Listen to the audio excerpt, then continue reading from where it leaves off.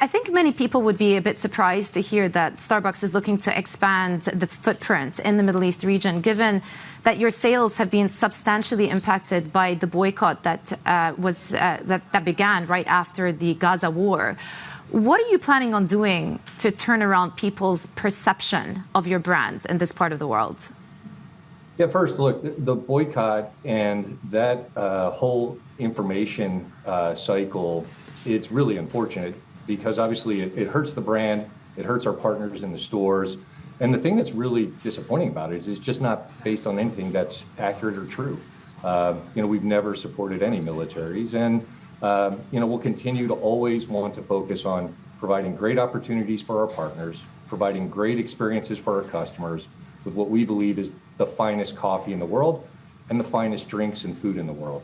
So, we're focused on what we know to be true. We're focused on growing our brand around our mission of being the purveyor of the finest coffee in the world that really provides human connection and a wonderful way to hopefully improve communities and jobs that we operate every day in. So, I think the Alshaya Group and Starbucks are doing a great job in running our stores, providing these opportunities for our partners.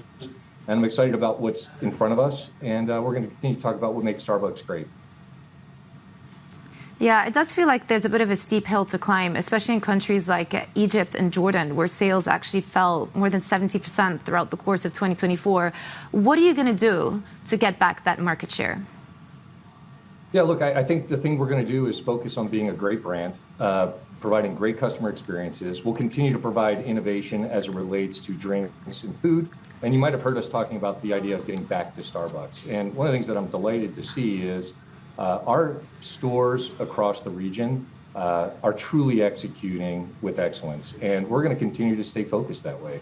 We want to give people the drinks customized the way they want it. We're going to do it the right way with our partners by providing great opportunities for them to work in our stores, grow with our company.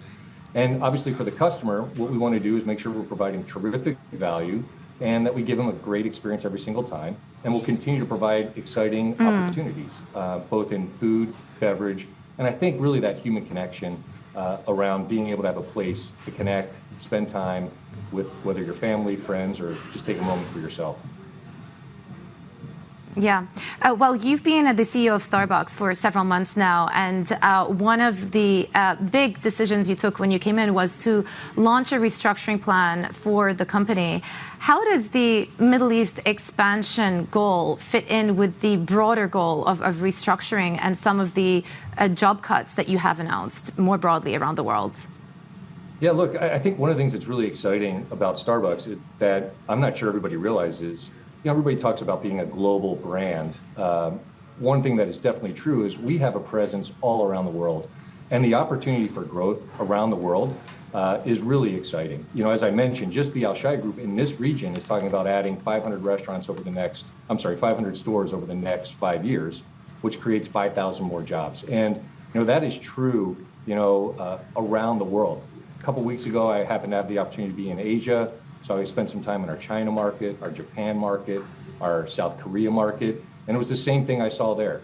Terrific partners, executing great customer experiences, and then tremendous opportunity to add more stores and get Starbucks that third place community, human connection to more people. And that's what we're going to continue to focus on. And I'm really excited about what the opportunity looks like here in the Middle East region as well. Yeah, there's a spanner being thrown into the works, and it's not specific to Starbucks. It's for companies all around the world. They're going to have to think about the possibility of tariffs. A lot of the components that you use, aluminium in your coffee makers, those might actually be subject to tariffs. How are you thinking about the possibility, and what are you doing to reinforce your supply chain in case these tariffs are imposed?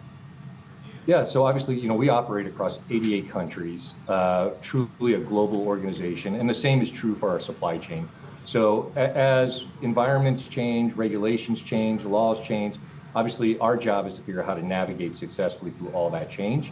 And I think we've demonstrated over the history of Starbucks, we're pretty resilient when it comes to dealing with change. And that'll continue to be the case going forward because we've got great people doing the right thing locally.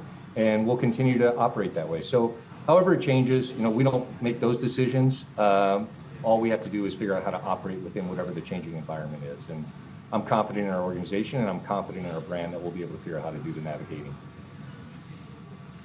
Yeah, I want to ask you about what the future looks like for your China business. I'm cognizant that you're in the Middle East right now, but Bloomberg, we reported that Starbucks was considering selling a stake in its China business. Can you just give us an update on how you see the outlook there? Yeah, as I mentioned, I had the opportunity to visit the market for the first time a couple of weeks ago. And what I was delighted to see is really terrific organization with great people, I think focused on getting that business back on its front foot and providing people the experiences that we know we're capable of.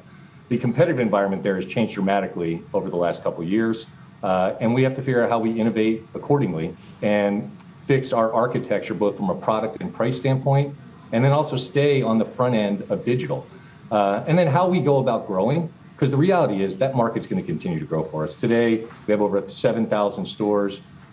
There will be many more thousands of stores in China in our future. And we have to figure out what is the best way for us to grow in that market. And that's what we're evaluating, while we also figure out what is the right way to get the business back on its front foot and really be, a market share leader in a new competitive environment.